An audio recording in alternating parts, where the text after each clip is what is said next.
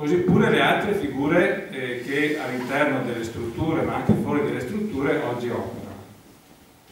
Perché la salute sia di qualità c'è bisogno che gli indirizzi vengano rispettati, ma c'è bisogno di fare in modo che le risorse vengano date in maniera opportuna, bilanciata, e che ci sia una rendicontazione chiara di come vengono spese queste risorse.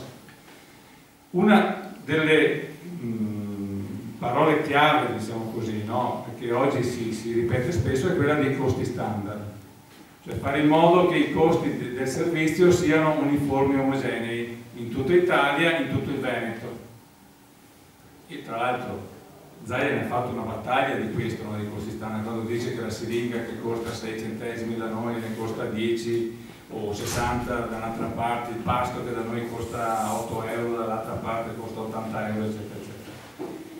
Sì, va benissimo pretendere equità da Roma nei confronti del Veneto, ma bisogna anche nello stesso tempo praticare l'equità al nostro interno, perché, come dicevamo all'inizio, attualmente non è così, perché ci sono trattamenti diversi da area a area, da settore a settore. Quindi chiudiamo. Il Partito Democratico, che si appresta adesso alla campagna elettorale, e la nostra candidata Alessandra Moretti su questo punto della sanità sta battendo parecchio.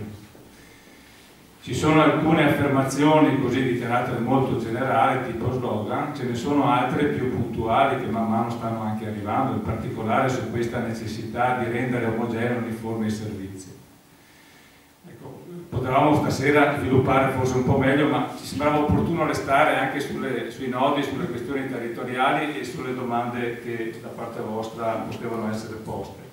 Avremo sicuramente tempo ancora, insomma, fino al 31 maggio per entrare nel merito, e da parte vostra, se c'è necessità, insomma, io sono a disposizione, limitatamente, insomma, anche alla possibilità di tempi, di spostamenti e così via, però insomma, siccome sono qua, abito qua, e quindi un occhio prioritario per il mio territorio sicuramente intendo averlo.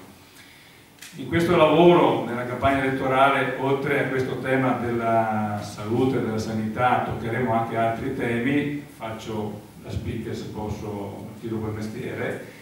Giovedì prossimo a Sarzano, in Finlandia, ci sarà un incontro sul tema mobilità, al quale siete tutti invitati. Questo è un altro tema molto importante, un servizio sociale, insomma, che oggi ha dei punti molto critici e sul quale vorremmo, insomma, sviluppare e dare anche lì delle informazioni corrette e dire qual è il pensiero del Partito Democratico su questo tema. Poi l'altro giovedì, adesso vediamo, insomma, con Spinea ci sarà un altro appuntamento, man mano vi daremo informazioni.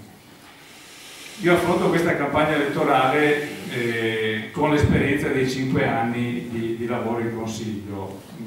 Io ritengo che l'arco temporale dei 2 mandati sia quello ottimale per fare un lavoro, insomma, strutturato e anche che possa portare dei frutti. Come lo è stato per me da sindaco, credo che 2 mandati di consigliere regionale e poi basta sia la dimensione ottimale. È chiaro che oggi i politici, in particolare i consiglieri regionali, sono dipinti come chiamiamo la peggiore categoria, perché abbiamo avuto purtroppo esempi a valanga molto negativi. Io su questo dico, metto sul tavolo, insomma, le cose che ho fatto, chi sono, con la massima trasparenza, e se c'è bisogno di qualche chiarimento anche qui sono a disposizione, scrivetemi, telefonatemi, fatemi rintracciare se non riuscite al primo colpo.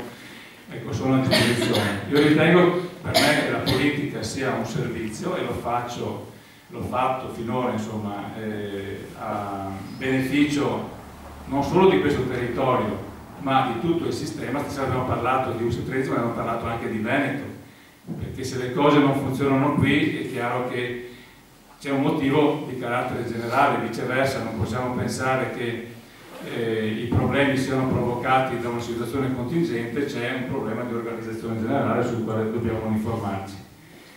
Quindi noi riteniamo che l'esperienza di questo governo regionale di questi anni abbia dato esempi negativi sotto questo profilo dell'equità, dell'omogeneità, e pensiamo che col Partito Democratico, con Alessandra Moretti e con tutta la coalizione, insomma, si possa veramente pensare a un Veneto migliore, cambiare passo alle politiche sociosanitarie, alle politiche ambientali, alle politiche dei servizi in generale, perché è questo che la Regione oggi chiede. Con questo chiudo, grazie ai nostri redattori, grazie a Patrizia, il nostro sindaco, non so mai se chiamarti sindaco o sindaco, per te fa lo stesso, non ti formalizzi, quindi dico sindaco che mi viene più naturale.